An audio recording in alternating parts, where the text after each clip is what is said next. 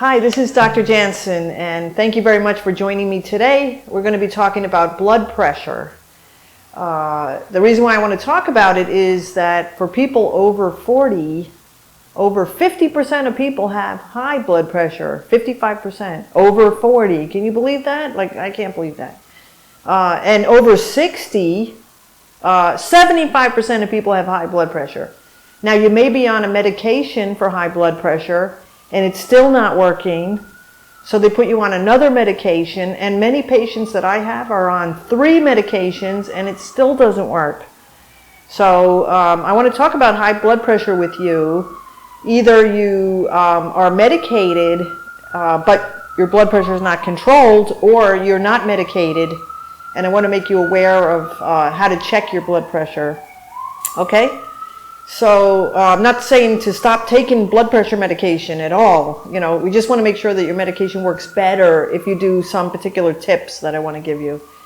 So the number one thing I want you to take away from this video is that I really would like you, if you're over 40, to go out and buy a blood pressure machine. They only cost about $50, and you can get them in the drugstore.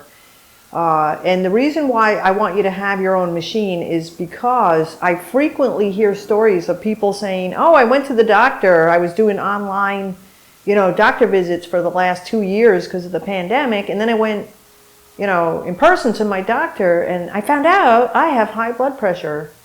Well, 3 years later, maybe you had high blood pressure all that time. So instead of just waiting for a yearly checkup, I'd rather you go out, spend $50 and get a blood pressure machine, and then test your blood pressure, kind of regularly, And if you have high blood pressure, which is, the top number is called systolic, and just remember your sister is in the bunk bed above you. That's what happened to me when I was a kid. My sister was in the bunk bed above me, so systolic is the number on top. And diastolic is the number on the bottom. Okay, so those are the names of the numbers. So the top number should be better than 120, lower than 120. Okay, so 121 bad, and 120 is the borderline. And then the bottom number, the highest that should be is 80. So 81 bad. Okay, so that's normal blood pressure is below those two numbers. So get yourself a machine, and I have one here. So this is what it looks like. It only cost me $50, and it's really easy to use it. So you put it on, you press the button, and it's easy.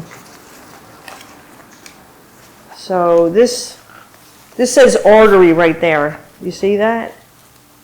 So that, and your artery is right in the middle. Where they always take blood. There's an artery right next to that big vein.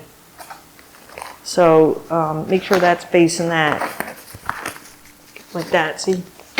Make sure that mark is in the middle of your elbow. And that's it. And then you just press the button. Bing. And then this thing is going to blow itself up.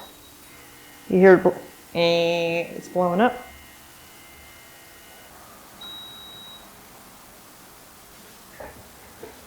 Okay, so my blood pressure is 135 over 49. So 49 is good, because that's your diastolic, that's good. But this is too high, 135. And it's like I'm working today, so I probably have some stress. So it should be lower than 120. So actually this is, see the machine doesn't like it. It's putting these bars here. So 135 is a little high. But my bottom number is good. So my doctor would probably say this is okay. But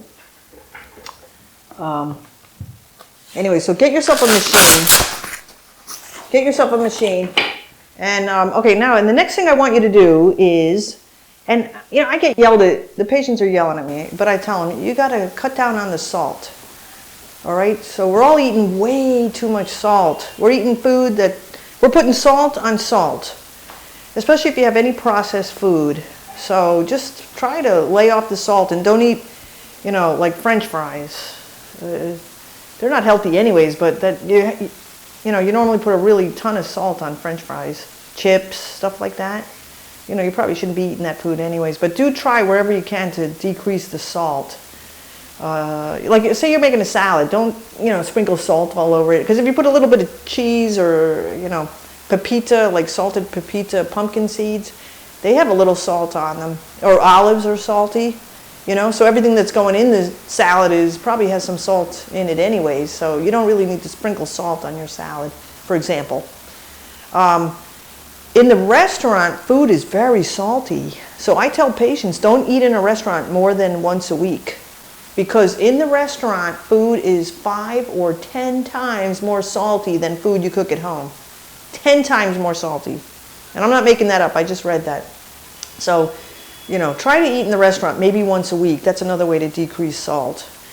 And let's talk about diet. So one way to lower your blood pressure is to lose weight. So that's pretty well known. You lose a little weight and your blood pressure will go down.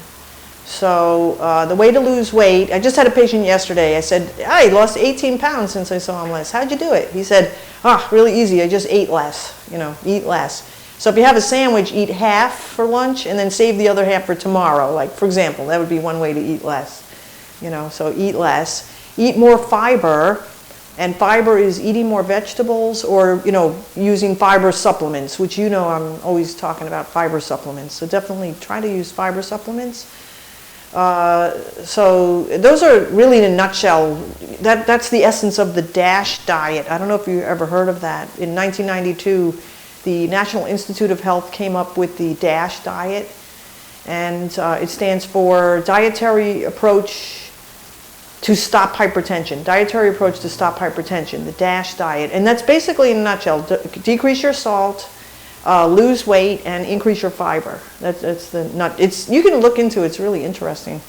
So those are the two things I want you to do. Please get a blood pressure machine, and I put my blood pressure on a card like this, and I write down my blood pressure for each day. So this card is April, so it's really easy to, so I didn't write today down yet, but you know, just write it on a card. And then keep these cards, and you can bring them into your doctor and show, you know, even if you've never had high blood pressure, the doctor will really like it that you're trying to help out and bring information in, you know. Oh boy, what's that? So keep track and get rid of the salt. So those are my two things that I'd like to throw at you this week. So, okay, good luck with that. And please subscribe. Thank you very much for subscribing. See you next time.